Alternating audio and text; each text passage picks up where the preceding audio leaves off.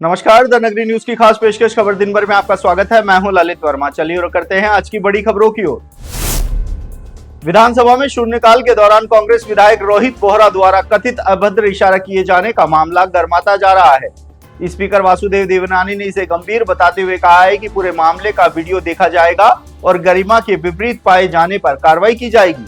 भाजपा विधायक श्रीचंद कृपलानी ने माफी और कार्रवाई की मांग की, जिस पर संसदीय कार्य मंत्री जोगाराम पटेल ने भी सहमति जताई। प्रश्नकाल में डिप्टी सीएम प्रेमचंद बैरवा ने मूल प्रश्नों से पहले संभावित सप्लीमेंट्री का जवाब पढ़ दिया।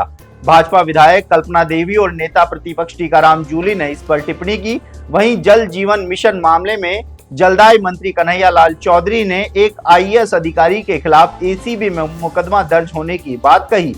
शिक्षा मंत्री मदन दिलावर ने ग्रेड 3 शिक्षकों के तबादले पर नीति बनने के बाद निर्णय लेने की भी बात दोहराई।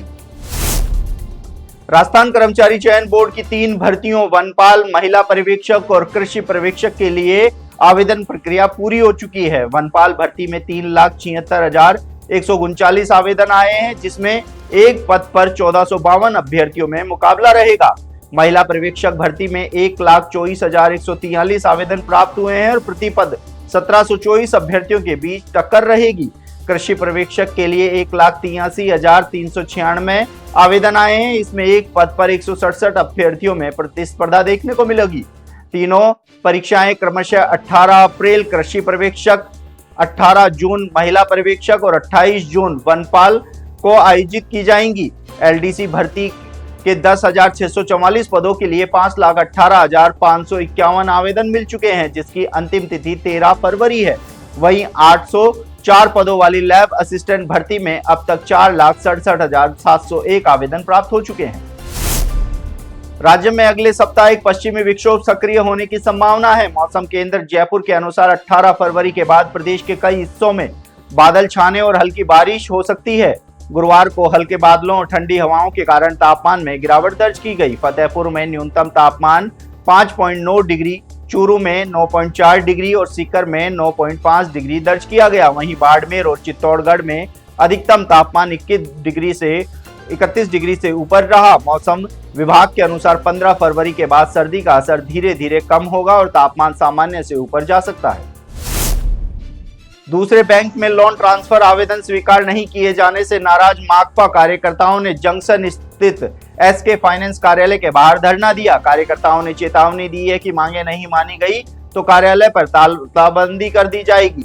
माकपा नेता शेर सिंह शाक ने आरोप लगाया है कि एक मजदूर ने अधिक ब्याज दर के कारण 2 माह पहले लोन ट्रांसफर के लिए आवेदन व शुल्क जमा कराया, लेकिन कंपनी ने कार्रवाई नहीं की, उल्टा नया लोन लेने का दबाव बनाया गया। उन्होंने कहा है कि किस्त में देरी पर भारी जुर्माना लगाया जाता है, जबकि ट्रांसफर में अनावश्यक देरी की जा रही है। प्रशासन से हस्तक्षेप की भी मांग की गई है।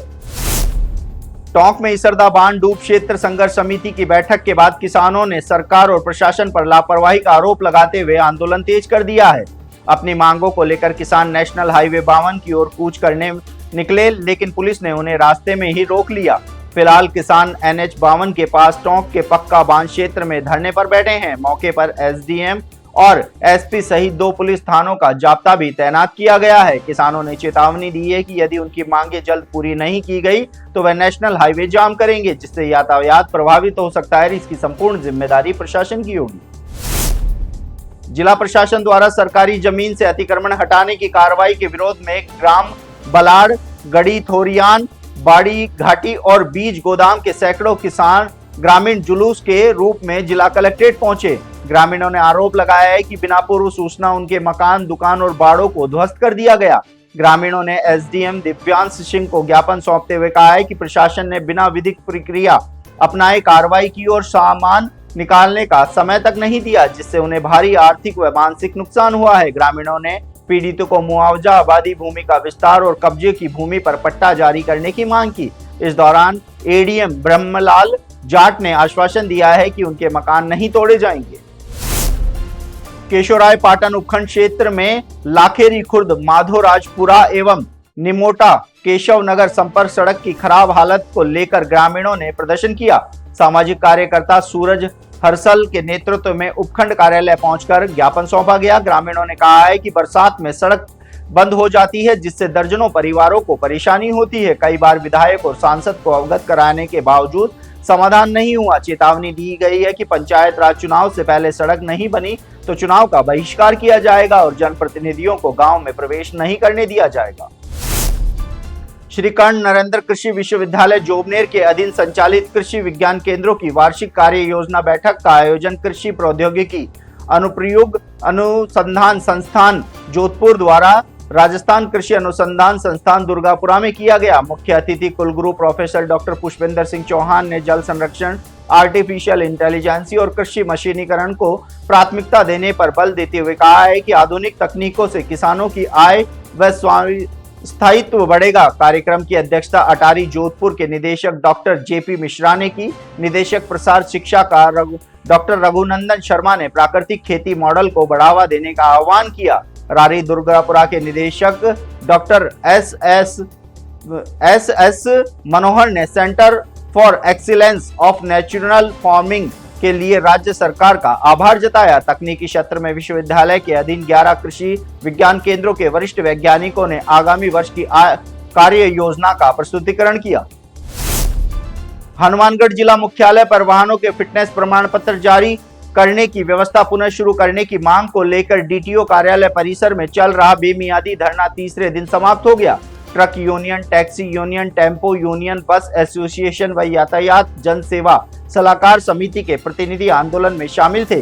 स्थानीय विधायक गणेश राज बंसल ने परिवहन मंत्री से वार्ता की। जनप्रतिनिधियों ने आश्वासन दिया है कि जिला मुख्यालय पर शीघ्र ही एटीएस सेंटर शुरू किया जाएगा। आश्वासन के बाद संगठनों ने धरना समाप्त कर दिया।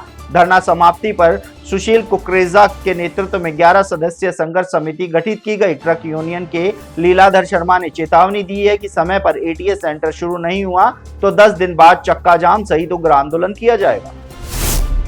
स्वर्गीय झुझार सिंह संग्रह की प्रथम पुण्यतिथि पर जोधपुर में विशाल रक्तदान शिविर आयोजित किया गया। कार्यक्रम का शुभारंभ दीप प्रज्वलन के साथ हुआ और उन्हें श्रद्धांजलि अर्पित की गई। शिविर का उद्देश्य जरूरतमंद मरीजों को समय पर रक्त उपलब्ध कराना और समाज में जागरूकता बढ़ाना रहा। मेडिकल टीम की देखरेख में रक्त संग्रह किया गया। आयोजक मनोहर सिंह भणियाणा ने रक्तदान को महादान बताया। शिविर में करीब 2000 लोगों ने भाग लेकर रक्तदान किया। इस दौरान उमेश सिंह राठौड़ सहित कई गणमान्य लोग मौजूद रहे। तो ये थी दिन भर की तमाम बड़ी खबरें। कल फिर से आपके साथ रूबरू होंगे, तब तक के लिए नमस्कार।